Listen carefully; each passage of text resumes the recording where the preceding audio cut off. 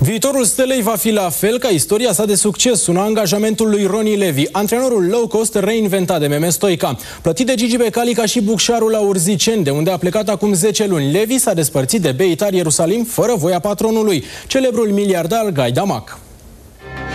I know that a club like Steaua, they need and wanted to take titles. 100.000 de euro i-a cerut lui Gigi Becali, miliardarul Guy Damac, pentru a accepta ruperea contractului dintre Levi și Beitar Ierusalim. M-a impresionat cel mai tare, a spus să lucrez la o echipă, dar dacă e vorba de Steaua, imediat vin în România.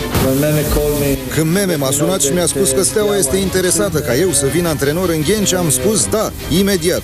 Sosit cu Viteza Luminii la București și adus cu alai de Meme Stoica la Palat, Levi s-a înțeles în 10 minute cu Gigi Becali. Negocierile au durat foarte puțin pentru că pe el interesează Steaua.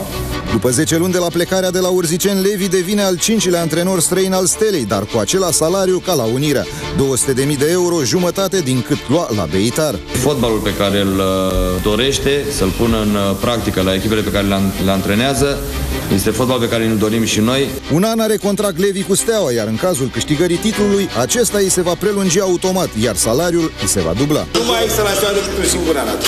E campionatul, bine, nu, la revedere. Este un antrenor care a câștigat titluri într-un campionat care este situat în toate clasamentele peste nivelul campionatului nostru. Sper ca viitorul acestui club să fie ca și istoria sa.